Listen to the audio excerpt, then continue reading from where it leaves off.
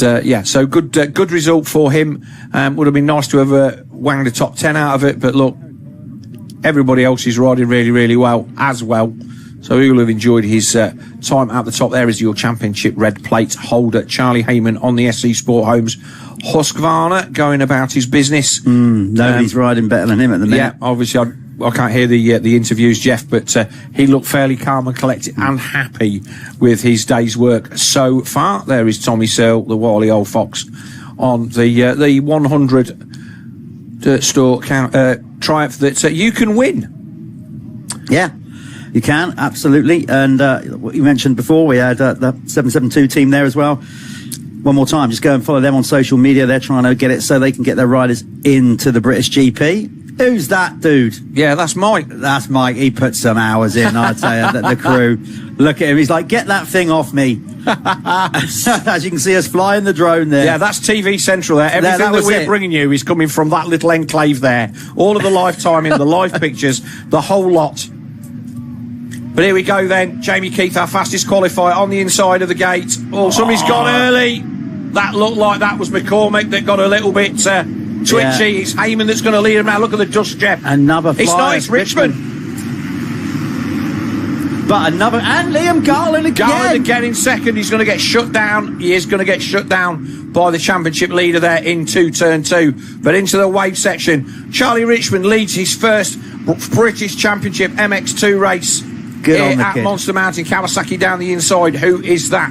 Oh, Heyman's making moves ready, though. He's made the move. No messing about. Another amazing start from Charlie Heyman. He's barely been out of the top 3 or 5 every race, and he is making it count. And that's what he said to me, Phil. You couldn't hear the interview. He's like, right, took advantage of the race situation. He knew that the track was going to be hard to pass. He made that move early on and then controlled the race from there, the pace of the race. And it looks like it's the exactly same situation this time around. Big move around the outside from one of the Triumph. Does that look like the 100 of Tommy Searle? It does to me. Yeah, it's just by his frame and stature. That's Tommy. It's Rizzy there, who's the Kawasaki. So where's Musto? Did we see him go through there? There's Dukes and buried. So not another not so good start for the KTM Factory Juniors. Gabriel SS24 rider Ian Doomston, but there is our championship leader already making a break for it at the front. Rizzy better start. He said this time he was good in qualifying. I think that's him there, just a couple back from Tommy. I can't believe how dusty it is. So just been talking to one of the track crew there. That was Keith forcing his way up the inside there of Liam Garland. Yeah, it's just got that hard. We can't put water on it now. We can't get out there and rip it between races because the schedule just doesn't allow it. It's getting very slick. Johnny Roderick Evans. Very slick now on some of these corners. And the thing is, everywhere where there was give in the track earlier on, that little bit of give through those ruts, they would have gone solid. Like even the way the dirt rolls over, like before, you could go. But now, I mean, if you just get your wheel slightly out of line, it's just going to grab that front end feel. You know what it's like. So that precision now is real key. Never mind throttle control. That's bad enough anyway. They've got to be so precise where they put that front wheel now. So Tommy Searle, you were saying that this is similar to his practice track up there in Derbyshire. So it will be interesting to see whether he can close in on the young pup of Charlie Richmond on that Crendon True 7 Honda. Okay, so Musto went through our shot earlier on when I was actually trying to look at the timing screens. He shot through there in 9th. You can see there, just in the top 10, we got like on the side of the K-Tech timing tower there, you can see the little line that indicates that's your top 10. You can see them by number anyway. Yeah, that track has dried out. And like I say, you can see all the surface water next to it. It was a swamp on Wednesday. So it just shows how difficult it is to keep this track absolutely perfect. And obviously the thing that we've got as well, we've got much longer races than you would get at a normal meeting, and you can't just keep throwing up water on top of this surface here, especially on the up the jump faces, which is where the majority of the dust is. So there is the 184 of Keith. Then it's Rizzy. Then it's Freddie Bartlett then on the Absolute KTM. He's having a much better ride in this one. He was 9th in Moto 1, but came through to 9th. Bearing in mind he had a really, really good qualifying. I think he was 2nd or 3rd, and expected better in the first Moto, to be honest, after the qualification. But no, he's up there with a good start. On the back of Joel Rizzi. Then it's Ollie Colmer on the Chambers KTM, Garland, Musto, and George Hopkins on the Triumph there in 10th. And it's McCormack, Coleman, Doonson 13th. I'm wondering whether it was Doonson that was the man that hit the gate. Could well have been. I mean, again, it's just championship wise, Charlie Heyman is just doing everything right while he continues to clock out these Moto wins. Phoenix Doug's fastest lap of the race for our race leader, unsurprisingly. I was just going to say, while he's doing that, the others are just kind of like making those little mistakes and falling down. And said we're still not completely sure what was going on with Musto. He's actually dropped back a spot that last lap. I think that's an injury there. Do you know what I mean? I think that indicates that, quite possibly he's out there nursing it. I mean, Ben will man up, he'll tough up. No question about it. He is one of the grittiest riders I've ever worked with, actually, when he was on Team Green. Goes distance. I've said it before, reminds me of Todd Kellett, and just that nothing's going to stop me. I just keep going. But that would suggest, Phil, that he's probably struggling a little bit out there. We don't know, obviously. Well, what you got to do, you got to follow the socials, you got to follow us post-event, and find out what went on. And find out what went on. Watch the Brock's Pit Pass, find out all of the happenings. That was a bit of a moment. Tyres went up the back there. Yeah.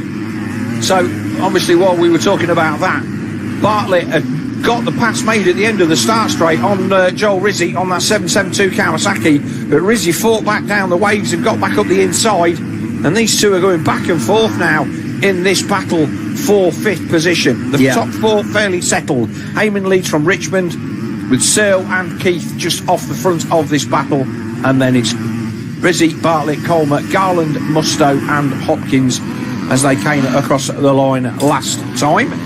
Charlie Heyman, a nearly full 2 seconds quicker than anybody else on track.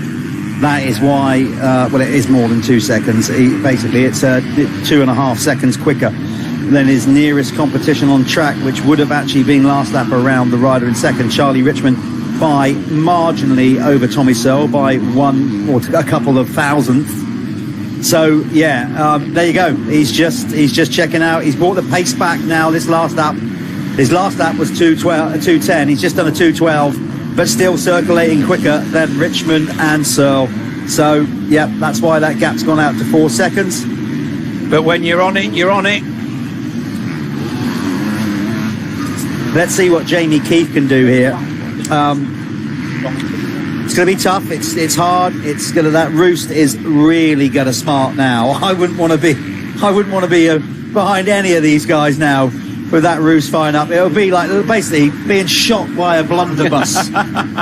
For those of you that don't know what a blunderbuss is, you obviously didn't have the Beano annuals as a kid. Didn't watch enough cartoons as a kid.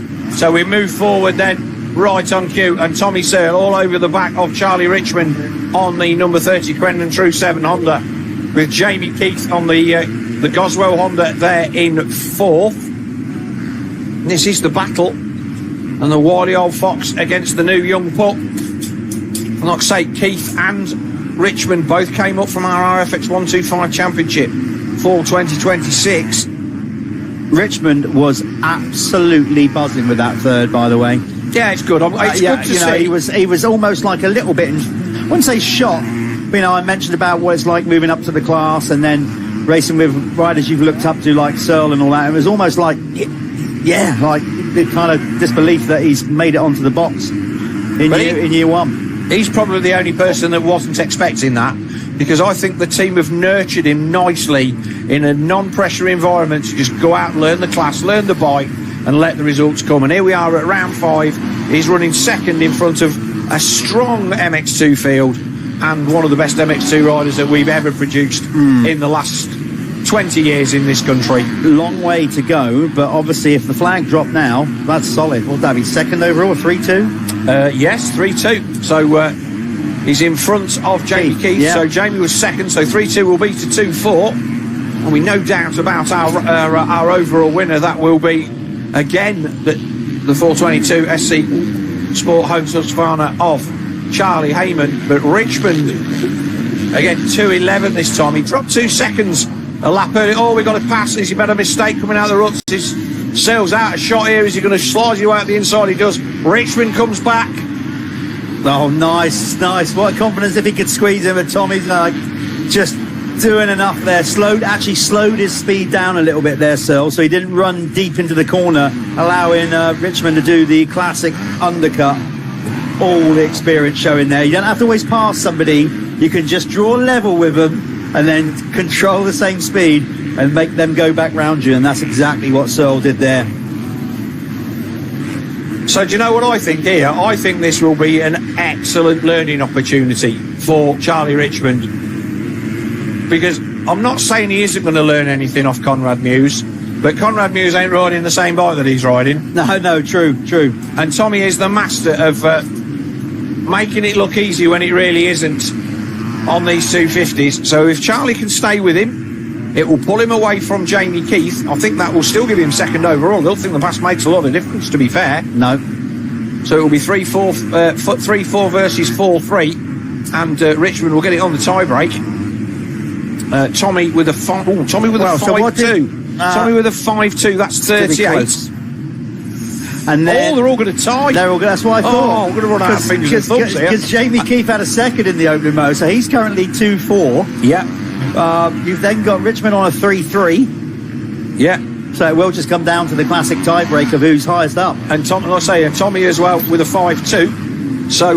So he'd get it, wouldn't he? Yeah. Oh, this is anyway. 3-3's 40 points. Yeah, yeah. So we need a pass from somebody to change things on the podium. But we're still 15 minutes plus 2 away from that yet. So let's see if Richmond has anything up his sleeve. Tommy Searle, let's see the lap times this time. They were 2:11s last time as they came across the line. Richmond goes round the outside, missing all the big stones there. Another Phoenix Tools fastest lap of the race for Charlie Heyman. Wow. So 2:14 for Richmond last time by. The Rizzy Bartlett battle is still buzzing, and it's still in the favour of the man of the 772 Kawasaki. Yeah, so Heyman just getting quicker and quicker.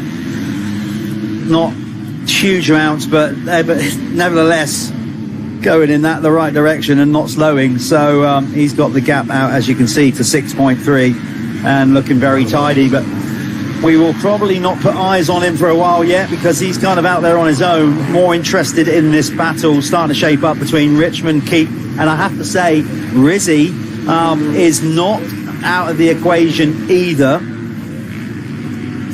Just that little bit back. He keeps coming into camera shot occasionally. There's Doonson, isn't it? So where's he? He's down in 8th. It's crazy, isn't it? I mean, he was in the first moto. Well, didn't he end up setting the quickest lap of the race? Yeah. You said he was on a rip at the end.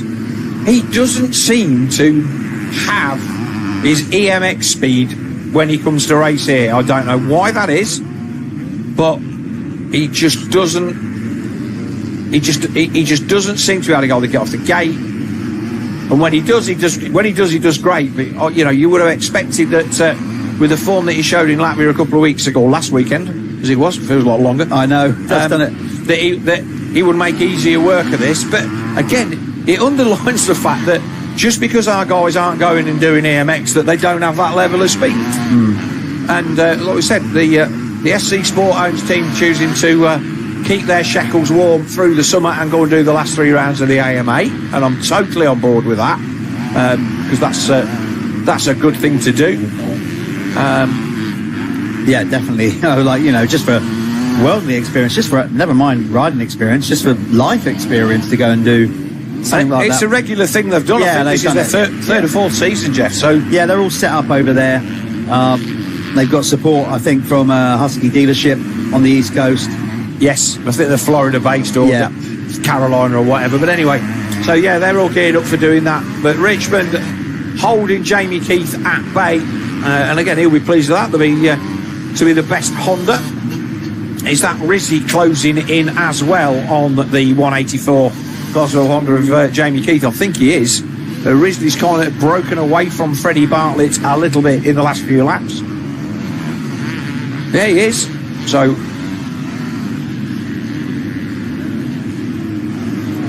just looking at the points there, Phil, on our little makeshift points thing we got taped to the table there. Yeah, so yeah, I did that over a year ago. Yeah. That's got me out of the mire more than once. But as we said, you can work all the maths. You don't need to be a mathematician or a computer scientist to work out that Charlie Heyman is very much got definitely the grasp, one hand on the overall victory here. Championship wise, that grip has just got a little bit firmer if it stays like it is.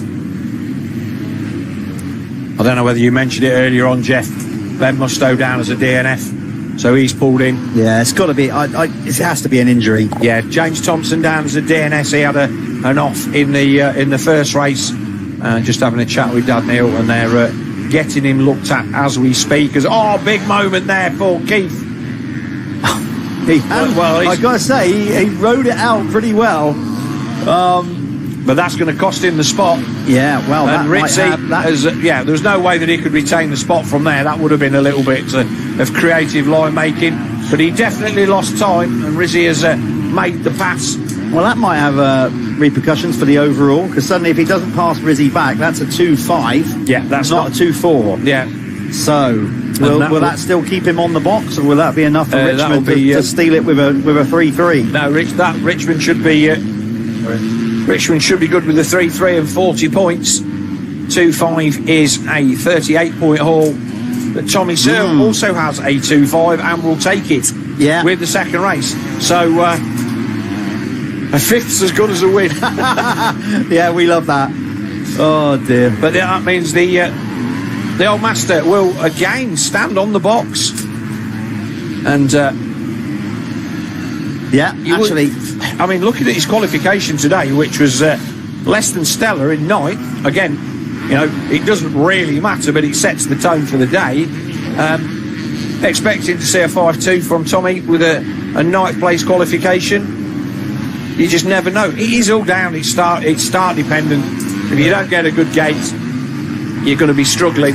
It's tough out there now. I mean, like we said, weather conditions, great, fantastic for the fans and riders alike. It's warmish, but it's not overly warm. Obviously, bit of not so much of a breeze going on, but they get plenty of airflow as they're riding. So in that sense, it's been a fantastic day. Another honourable shout out for Liam Garland, who's hanging tough inside the top 10. Just looking at that, Jeff. Impressive for him. It'll be nice for the team, and like I say, with the teammate Liam Knight taking that digger at Landrate, it'll be a nice bounce back for those boys to kind of put a smile back on their faces. And I think Joe Rizzi will be happy with this, showing some form, because he's ploughed his trade in GPs and EMX and all sorts of stuff, ridden 450s and 250s, and he's still fairly young. I raced with his dad, and he was also a decent level, not as good as Joel. Who was that? Who was that? Well, I only saw that in a glimpse, so I really wouldn't want to call that. But that seemed to look a little bit like Billy Askew. The other run, not the rider that went off the track. That looked so like it was Askew and Garland then. Well, maybe. I'm not sure, but that was such a quick glance that we saw there. But if Billy was still wearing those same colours that he was wearing in the first moto, that kind of cyan, sky blue and fluoro, don't know. We need a bit more. Obviously, we're not putting cameras on that because that might be worse than we imagined. So, we'll see when they cross over the line. So, Doonson has just gone over the line. Let's see if Askew starts and Garland start dropping down the list. Still showing there. So, yeah, it's those two. It's definitely those two because McCormick's up to 9th. Yes, he is. So I thought that was Billy Askew. Now what I'm thinking there was did Billy get it wrong and then Liam had nowhere to go? It's certainly how I would have read it, Jeff, from the literally 5 or 6 frames that we got to see. We'll find out the severity when they get around to this corner. It's just after this section where that that went on. Because it would seem very odd for Liam to be way off the track like he is there. He's up and he is okay, so that is great to see. Askew's already gone and got back on his bike and got going. Yeah, so that was in fact a relief. Yeah, he's crossed the line as ninth. So Billy actually did only. No, he hasn't. That's the timing catching up there. I thought he was still showing as ninth. He's dropped down. He's had a tough weekend this weekend. Billy Askew qualified seventh. Qualified 8th, 7th in Moto 1, and then are off in this one. So again, he's a race winner in this championship. But 10 seconds then, Charlie Heyman. Well done, Liam. Well done. Hopefully he's going to ride back in and not take out a load of our cabling. If the picture disappears now, that will be why. But there's our race leader then, fighting for grit up that finish line tabletop. I've just got to say, if there's a metaphor for life and taking it on, Liam Garland does that. The whole classic Rocky Balboa thing here. He just takes knocks, and he does throughout his career. He just keeps coming back for more, doesn't he? I mean, you know, fair play to him. But he's always had that turn of speed, certainly from his youth days on an 85. So fair play to Liam. That one looked quite sore though. We don't know exactly what happened, but that's what we think happened. For him to stay, go that far off the track. I think he's come over that blind jump. It's clipped Billy's bike maybe. Yeah. We will, no doubt we will find out from social media and all of the other Sure, Liam will post on that. He will. Just to remind you, please make sure that you like and subscribe across all of our social media platforms. Comment on our YouTube channel and put the subscribe bell on so that you will be reminded of when we are going live for the final 3 rounds of this championship, which in no particular order, because I can't remember whether we're going to Canada Heights. Canada Heights next. Canada Heights, July 12th, I think. Yeah, Canada Heights on July the 12th, and then we are at Duns, and then the final round at Blacksall in September. Like us on Facebook, MXGB-TV. Same for Instagram. Our website is mxgb-tv.co.uk. The YouTube channel, which you are watching on at the moment, obviously, and fim-moto.tv. Go there and subscribe for a lot of not just our British Motocross Championship, but a lot of other European racing as well available on fim-moto.tv. Heyman looks really good. I'm actually just been studying not only his riding a bit more, but also he's got running what looks to be very flat kind of handlebars, and he's got quite a sort of sweep back on them. A lot of obviously modern day riders, it was sort of trend that started in the 90s to have your bars a bit higher up, and off the clamps quite a bit. But if you look at his setup there, because he's quite a tall guy, and he's got quite low bars, if you can see where they sit on the clamps, and look how kind of like far back they are. You can see there, look, they're almost bent as he comes up the straight. They're almost sort of bending downwards, but like Graham Noyce style. I didn't want to say that because I would have been showing. There's only a certain. There's a bunch of people going, "Who the hell's Graham Noyce?" Yes. Well, for those of you, you should know that. Even the younger generation. Come on, but Noyce's style was like this, and then some. But certainly for a taller rider, he rides the rear of the bike a lot, doesn't he? Yeah, and but he counteracts that with his torso. He gets so his legs and his knees are quite well back. You can see there, like coming out the corner, and then he gets that torso right forward, and he's always got his head kind of over the top of the handlebars. It's textbook stuff. So the legend at the bottom of the K-Tech Tower showing that Garland, Askew, Musto are all DNFs in this one.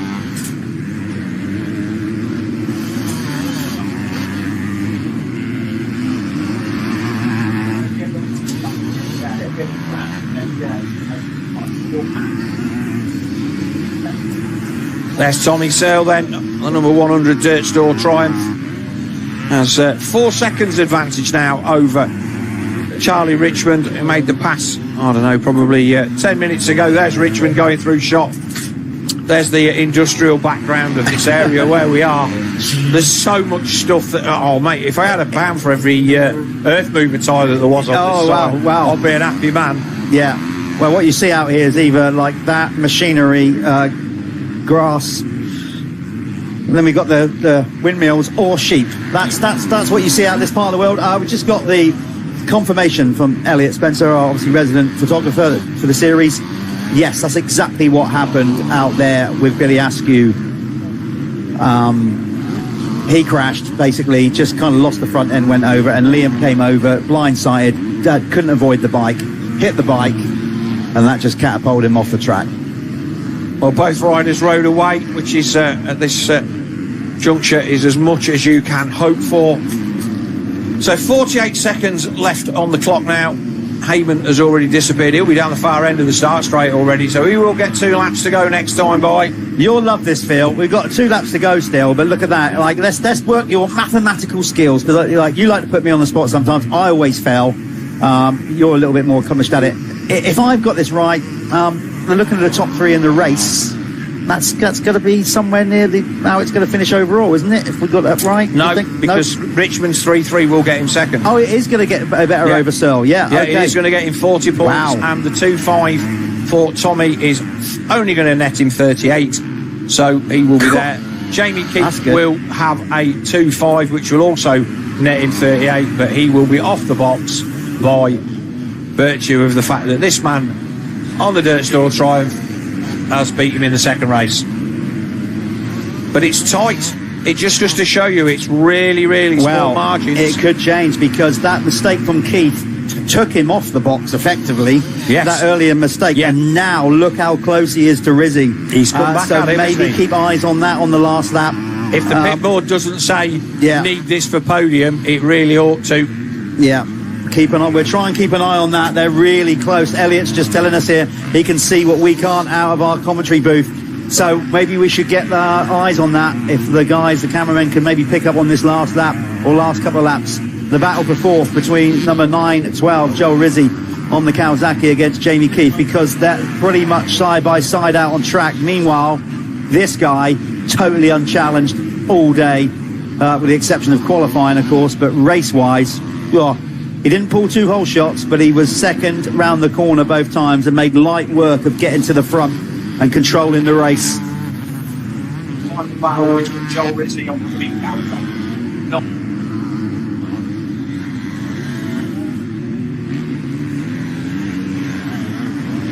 So there goes the race leader, Heyman. Big gap, in check, 2 laps to go.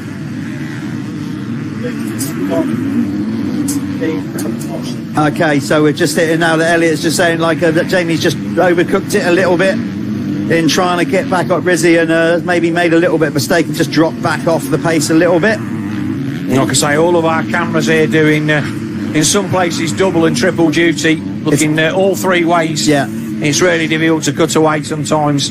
The riders just have to be in the right place on the track to make that happen. But a great weekend's work then for our race leader, Charlie Heyman.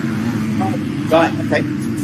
Well, there's Rizzi. That's it. Yeah, I think he's starting to close. Rizzi, if anything, is starting to come towards Richmond a little bit. The gap across the line was only only a second and a bit. Okay. Ooh. So let's see, can Charlie hold on here, because he's coming under pressure. I think he's got enough to work. Well, you never know, but obviously, that dangling carrot for the youngster. But this could be his first podium. But let's not forget that Richmond held off Gian Dunson in the first moto for a long time. That's Jamie Keith that we are looking at now. So Keith is he's currently there in 5th, and he's tailed off a little bit. But it is Rizzi in front of him in the white that is chasing down Charlie Richmond on this final circuit. There is Rizzi. God, I wish they'd make their mind up, Phil. 1 minute he gains, then he drops back. Now, look at this. Jamie Keith is starting to come back a little bit at Rizzi, but they are running out of time here. And real estate, it's going to be 1.5 laps to go from about where they are on track. Well, 1 1/3. Yeah. And Rizzi, 11th in race 1, not going to figure in the podiums at all. But he'll want to talk to you, Jeff. Yeah, it's always nice. It's a nice bit of recognition for the team. Yeah, at least I got in the box in the last race. Take away a little bit of, momentum to the next round at Canada Heights.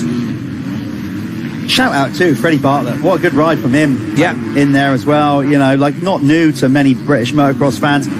Obviously from his youth days, but he's relatively new to this championship after, you know, going and living in Sweden and doing a lot of racing over there. Yeah, he's kind of one of these people a little bit like Harry Dale, that you either you know who he is and know everything he's done, or you've never heard of him and there's no middle ground. But a really, really good, solid performer. And although I was aware of him prior to coming and doing this job, was not expecting that he would be at the level of rider, especially as he rode, I think he rode half the season as MX1 last year. Yeah. On a full 50, like 15 or 16. Yeah, he is still very, very young. Yeah. So there is your race leader on his final circuit now, Jeff. I believe he is well round that last lap. And he's cool and assured. He comes across, it's easy to come across as a little bit cocky, I suppose. He doesn't, he's just focused. And he don't take anything for granted. He spent long enough working for this to appreciate it when he's got it. No, I mean, I think when he was coming through the 85 ranks and winning everything, quite the polar opposite actually. Back then, I mean, he was so quiet. You're almost like, you know, he was far from cocky. You're almost like, God, you're doing all this winning, you know, it can give us a bit more, like emotion. Like he was just so calm with every race. Nottinghamshire lad, you see, that's what they're all. They just keep themselves to themselves. Yeah. And you know, but now I'm really, as I mentioned last time out at Landre, really starting to see that Charlie Heyman from that we all kind of watched and knew and thought, okay, he's, you know, he could go somewhere in this sport. And it's all starting to click into place, which obviously, you know, it's never straightforward becoming a pro rider, stepping up. You can be prolific in youth motocross, but that doesn't mean anything really in the grand scheme of things. And here it is, another race win. Let's go and chat to him. Yep, you're going to chat to him, Jeff. We'll bring the rest of the field home. So there it was, Heyman taking his second win of the day. A comfortable victory from Tommy Searle. Richmond is going to hang on, he does from Rizzi. That was really close at the end, and Jamie Keith. But your podium will be Charlie Heyman, Charlie Richmond and Tommy Searle by my rudimentary fingers and thumbs mathematics and my piece of paper on the side of our comms box here in the broadcast booth. Rizzi, I want to say good fourth for him. Bartlett a good sixth. Then it's Coleman, Doonson, McCormack and Josh Vale